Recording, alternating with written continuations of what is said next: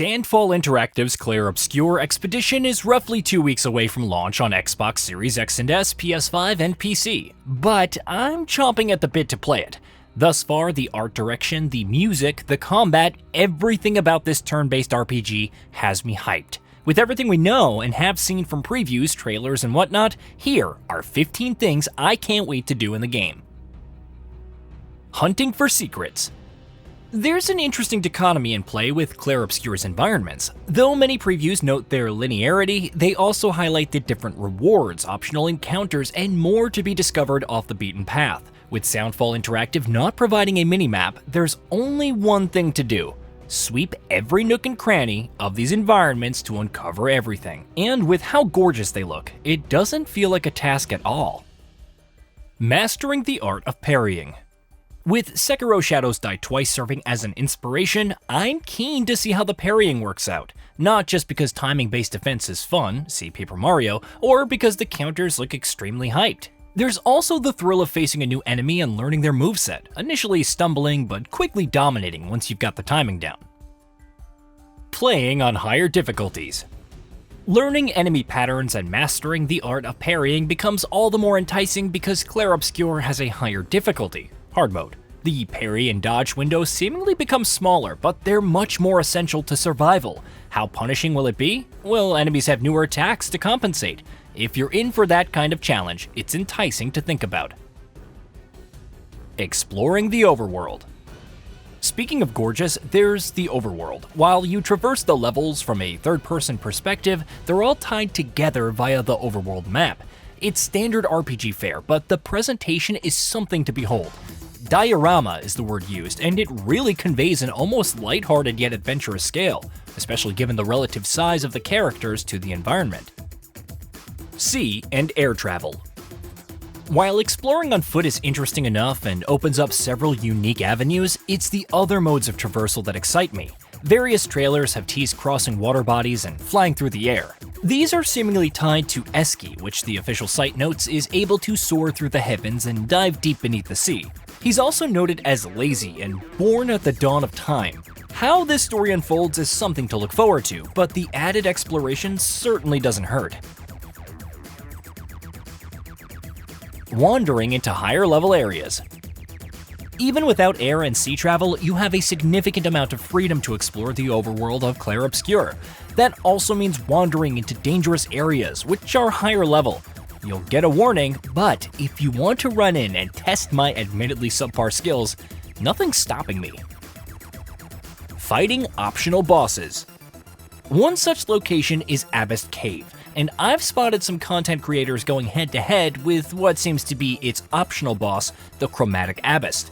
Its attack patterns look easy enough to discern, but they involve tons of parrying and dodging, and one hit deals massive amounts of damage. I'm hoping this is only the tip of the iceberg and that there are numerous other optional bosses to fight, and reap rewards from.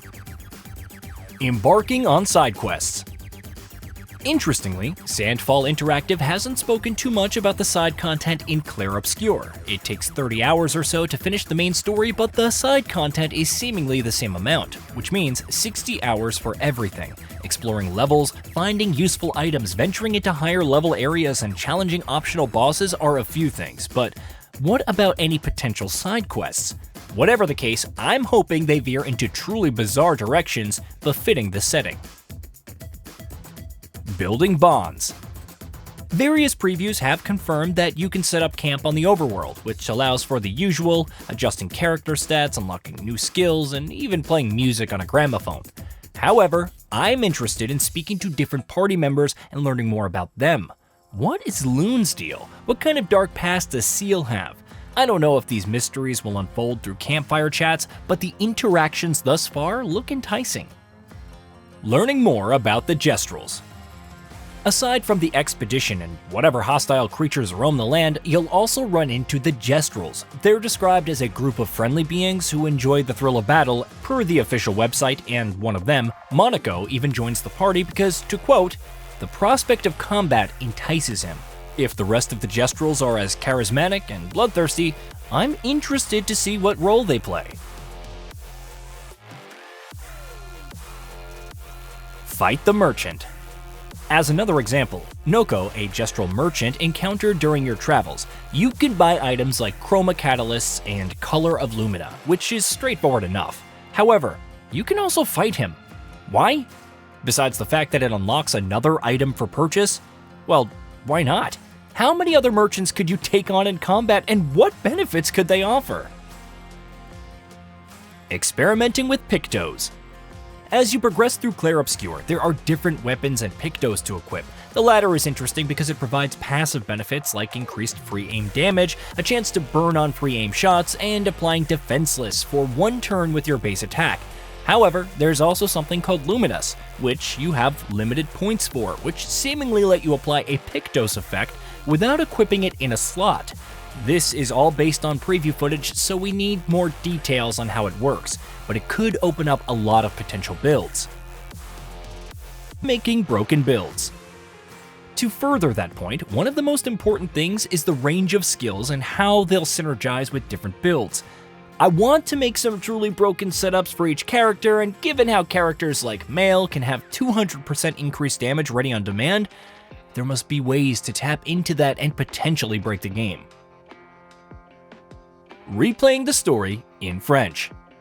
If replaying the game on a higher difficulty to test your parrying timing and skills isn't enough, there's another reason: the French cast. Alongside an incredible assortment of English talent, Clair Obscur also features many famous French actors voicing its characters, on top of adding a more authentic flavor to the experience. It's always endearing to see how the performances differ.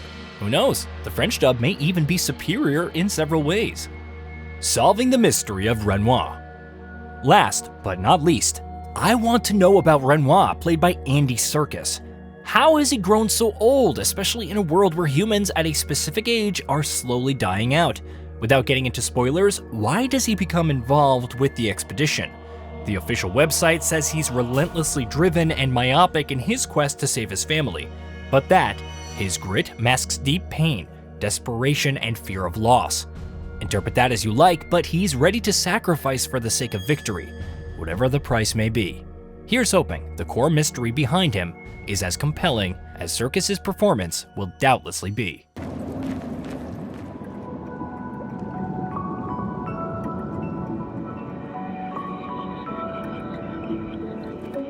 "68. Elidy's expedition."